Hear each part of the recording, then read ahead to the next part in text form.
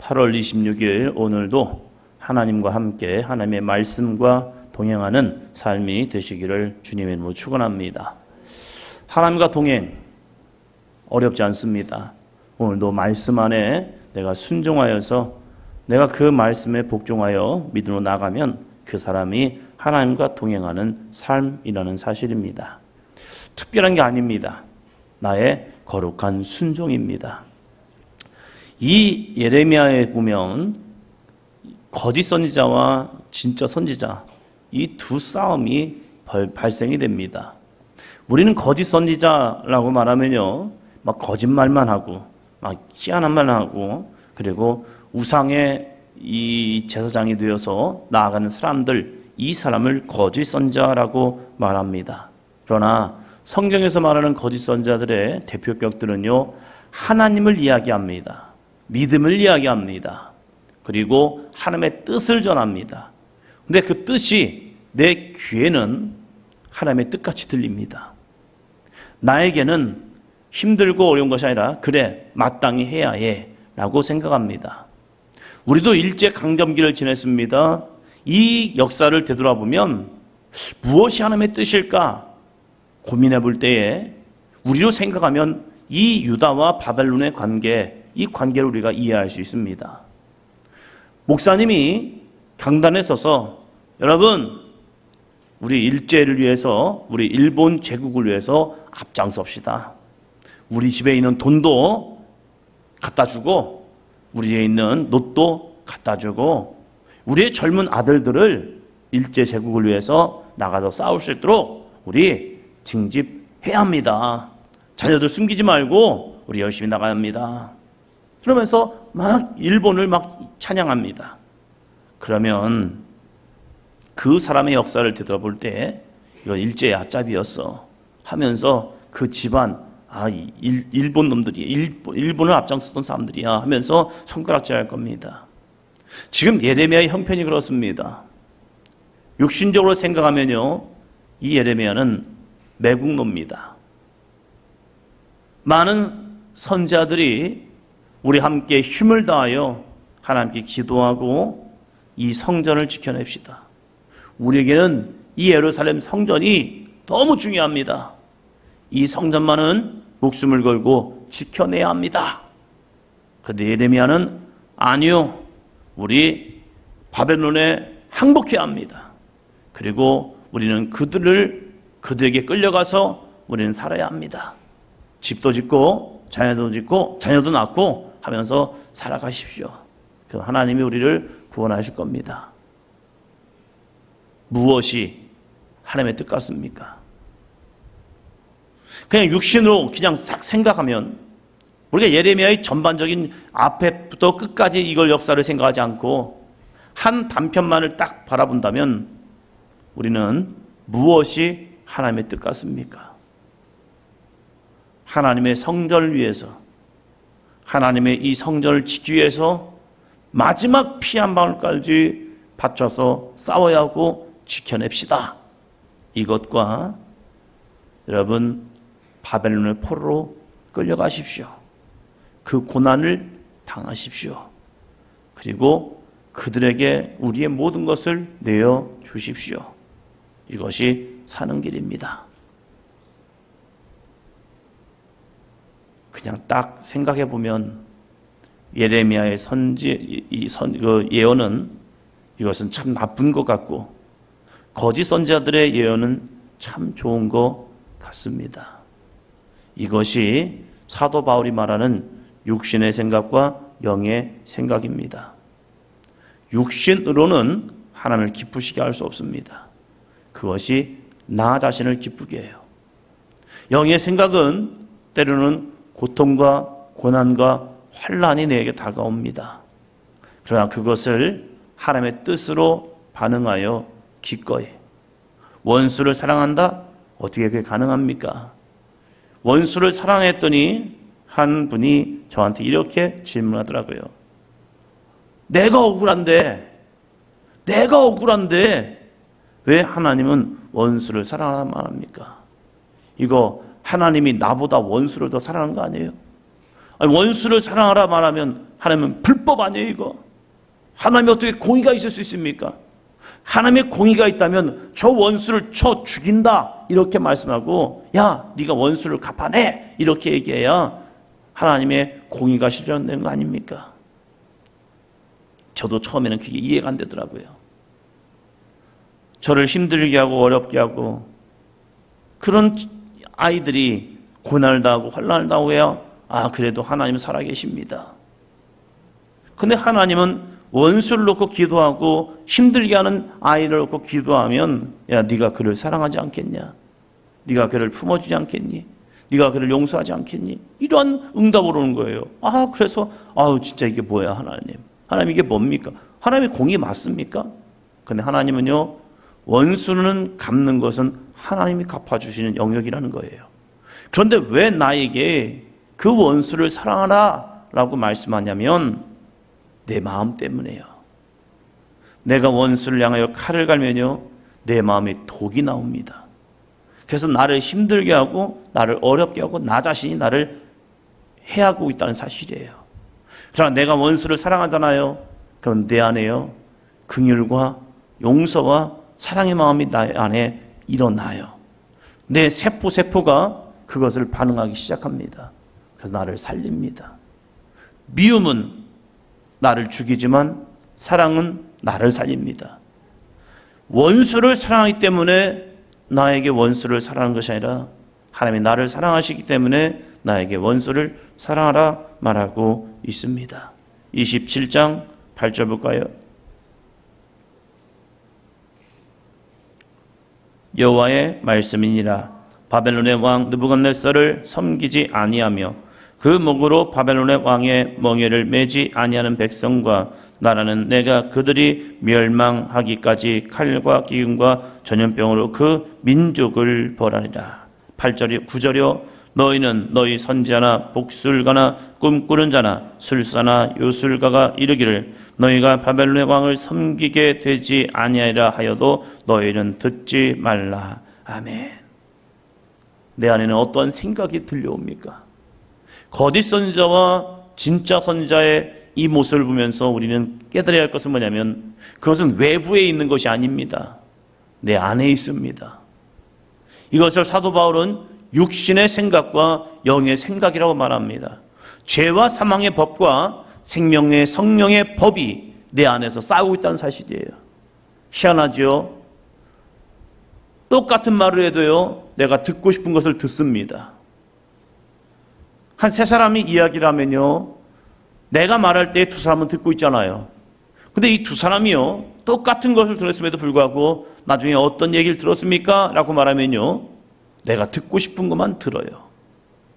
우리는 내가 보고 싶은 것만 보게 됩니다. 많은 것을 보지만 그 안에서 내가 보고 싶은 것만 보면서 내가 반응하고 있다는 사실이에요. 이 두 마음은 내 안에 있는 거예요. 다른 곳에 있지 않아요. 내가 그래서 그 중에 둘을 중에서 하나를 선택하고 있다는 사실입니다. 내 안에도 거짓 선지자가 있고요 진짜 선지자가 있습니다.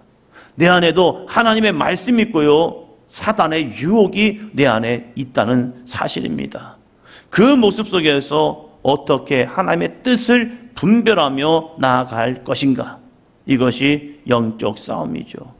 이 영적 싸움의 승리는요 다른 곳에 있지 않아요. 하나님의 말씀 안에 있습니다. 하나님은 성경을 통하여 말씀하고요 설교를 통하여 말씀하고요 믿음의 사람들의 이야기를 통하여 나에게 말씀하고 있고요 상황과 형편과 여건을 통해서 나에게 말씀하고 있어요. 그런데 하나님이 끊임없이 말씀함에도 불구하고 내가 그것에 순종하기 싫은 거죠. 왜요? 손해보는 것 같거든요. 내 입술로 고백을 했지만 그 길을 찾아가는 것 정말로 어려운 길입니다. 신학교를 가려고 하나님의 응답을 받았습니다. 내가 너에게 더 좋은 길을 주겠다. 그 하나님의 거룩한 응답을 받고 그것을 찾아가기 시작했습니다. 먼저는 그래도 가까운 형에게 물어봤습니다. 형, 내가 신학교를 가면 어떨까요? 그랬더니 가봐. 너무 흔쾌히. 그 다음에 이제 목사님인 것 같아요. 목사님께 조심스럽게 여쭤봤습니다. 목사님, 제가 신학교를 가면 어떨까요? 그랬더니 너무 흔쾌히 그래, 잘 생각했다, 한번 가라 그러는 거예요. 내가 이렇게 산 것 같지 않은 것 같은데, 교회에서 제가 그렇게 산 것 같지 않아요. 뭐 열심히 한다고나 했지만 뭐 신학교를 갈 만큼 그렇게 막 믿음 충만, 은혜 충만, 말씀 충만을 산 것 같지 않았는데, 목사님이 흔쾌히 그래, 잘 생각했다, 가라. 저에게는 또 하나의 넘어야 할 산이 있습니다. 그러면 저희 아버지. 아버지는 신앙생활을 하지 않았고 아버지는 저희에게 너무 중요한 존재였습니다. 그냥 아버지 하면요, 저희 형제들에게는 그냥 존경의 대상이었어요. 그러니까 아버지가 뭐라고 얘기하시면 네 하고 그 뜻을 받아들이는. 그래서 제 생각보다는 아버지 얘기했다가 아버지가 해 하면 하고, 하지 마 하면 안 하는 그런 분위기가 저희 집안의 그냥 쭉 흐름이었어요. 하나님이 주신 응답인 것 같지만 그 응답이 순탄하게 가기 위해서 아버지에게 또 여쭤봤죠. 아빠, 제가 신학교를 가면 어떨까요? 했더니 아버지께서 또 너무나도 흔쾌히 그래, 가봐. 아니, 이러려면 진작 하나님이 나에게 응답하시지 왜 안 했지? 근데 그때부터 제 안에 고민이 생겼습니다. 다 됐잖아요. 주변이 부모님도 그리고 목사님도 다 가라 하는 거잖아요. 그러면 이제 결정되어서 열심히 가면 돼요. 그런데 어렸을 때부터 봤던 목사님들, 그 목사님들의 삶이 만만치는 않았던 것 같아요. 그런 모습 속에서 이 신학의 길을 간다는 것, 목회자의 길을 가며 나간다는 것, 이것은 제 안에 고민이 많았습니다. 신학교를 입학을 하고서도 내가 목사가 되어야 할까? 내가 목회자가 되어야 할까? 이 두 마음이 여전히 싸우는 거예요. 이 길을 가는 것이 정말로 쉽지 않을진데, 그래서 신학교만을 지원한 것이 아니라 제가 가고 싶었던 건축학과도 양쪽으로 지원해버렸습니다. 그리고 마지막 수를 또 하나님께 둔 거지요. 하나님께서 정말로 뜻이 있다면 이 건축학과는 안 되게 하고 신학과는 되게 하시겠고, 하나님의 뜻이 아니라면 마지막 이 승부수에서 신학교도 되고 건축학과도 되면 나는 건축학교를 가겠습니다. 아니, 응답하고 가는 길임에도 불구하고 마지막 하나님께 제안하는 거예요. 너무 대단하죠. 꿈에서 제가 많은 통보를 받아왔지만 불합격증을 받은 건 처음입니다. 꿈에 저한테 소식 하나 왔습니다. 두 가지가 왔어요. 신학교와 건축학과. 먼저 신학과를 열었어야 하는데 건축학과가 제 마음에 더 있었나 봐요. 그래서 건축학과를 딱 여는데 불합격. 어이씨, 뭐 이런 게 있어. 저 드디어 신학과를 열려고 딱 여는데 그때 음성이 들려왔습니다. 재영아! 꿈을 깼습니다. 그러고 나서 신학과 합격증을 왜 제가 못 받았는지는 이해가 안 돼요. 아버지가 대전에 계셨기 때문에 아버지가 가서 합격인가 불합격인가 보고 오셨는데 합격이래요. 그 꿈의 모습을 보면서 내 마음에는 이 마음이 더 컸나 보다. 하나님의 응답하심이 있었음에도 불구하고 그 가야 할 길을 생각하니까 엄두가 안 나는 거예요. 하나님의 영광을 위해 살아간다는 것 쉬운 일이 아닌데 어떻게 내가 이걸 감당하지? 끊임없이 고민했던 그겁니다. 하나님, 제가요? 어떻게 목사님이 됩니까? 가진 게 있습니까? 뭐가 있습니까? 뭐 말을 잘합니까? 제가요? 근데 하나님은 너니까 가는 거야. 하나님, 혹시 형을 부르는데 저를 부르는 게 아닐까요? 형을 부르시는데 저를 잘못해가지고 부른 거 아닐까? 우리 형이 아닐까? 하면서 하나님 저 말고 우리 형이 더 나은 것 같은데 하면서 하나님 저 말고 형은 어떨까요? 하면서 혼자 그냥 드리는 거지. 형들을 막 부려버리고. 근데 아니, 너야. 왜 하나님 납니까? 너니까. 다른 이유가 없더라고요. 그냥 너니까. 우리에게도 이 두 마음이 끊임없이 싸웁니다. 거짓 선지자라는 것은 우리를 우상숭배하라. 가서 절에 가서 일천번제를 해라. 이런 것들로 우리에게 오는 거짓 선지자가 아니라는 거예요. 거짓 선지자라는 것은요, 하나님의 마음처럼, 하나님의 뜻처럼, 하나님의 인도하심인 것처럼 하나님을 이야기하면서 내 안에 하나님을 영화롭게 한다라는 그런 마음으로 나에게 다가오고 있다는 사실이에요. 그때에 하나님의 말씀만이 나를 의의 길로, 생명의 길로 인도하십니다. 내가 이 삶을 통하여 하나님을 기쁘시게 할 것인가, 이걸 찾아가는 겁니다. 육신의 생각은 사망이랍니다. 영의 생각은 생명과 평안이랍니다. 오늘 나에게 오는 이 두 가지의 마음, 거짓 선지자와 진짜 선지자의 이 마음, 이것은 멀리 있는 것이 아니라 내 안에 있다는 사실이에요. 내 생각에 있어요. 내 마음에 있어요. 이것 속에서 하나님의 거룩한 말씀, 때로는 고난의 길, 사망의 길, 멸망의 길인 것 같지만 그 길에 순종할 수 있는 저와 여러분이 되기를 주님의 이름으로 축원합니다. 하나님의 뜻이 죽으라면 죽는 겁니다. 그 죽음 가운데 부활은 있습니다. 그 죽음 가운데 생명은 있습니다. 그 처절한 내어놈 속에서 하나님의 은혜는 나에게 주어지고 있습니다. 이해할 수 없지요. 마리아가 향유 한 옥합을 가지고 와서 예수님의 팔에 향유를 붓습니다.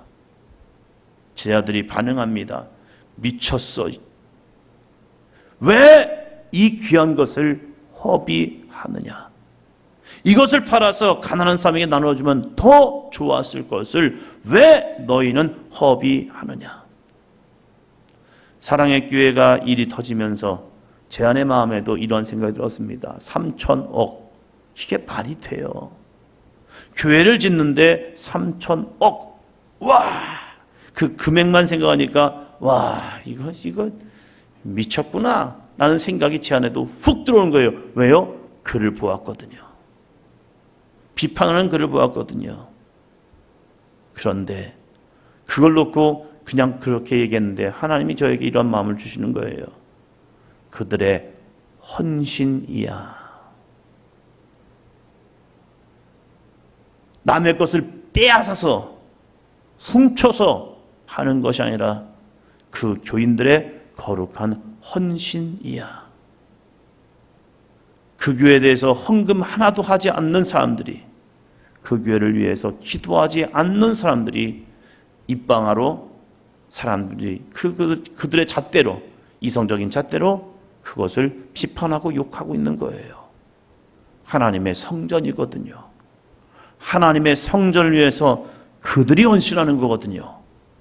그들이 믿음의 고백을 하는 거거든요. 근데 우리는, 세상 사람들은, 이 비판하기 좋은 사람들은요, 허비하였다라고 비판하는 거예요. 아니요. 이 여인의 거룩한 헌신은요, 예수님의 장례를 위해서 예비하였다라고 주님이 그를 칭찬하고 있다는 사실입니다. 육신의 눈으로 바라볼 것이냐, 내 육신의 생각으로 판단할 것이냐, 아니면 하나님의 마음과 하나님의 뜻 가운데 우리가 나아갈 것인가. 하나님을 영화롭게 하는, 하나님을 기쁘시게 하는, 하나님께 영광 돌리는 아름답고 복된 삶이 되기를 주님의 이름으로 축원합니다. 기도합니다.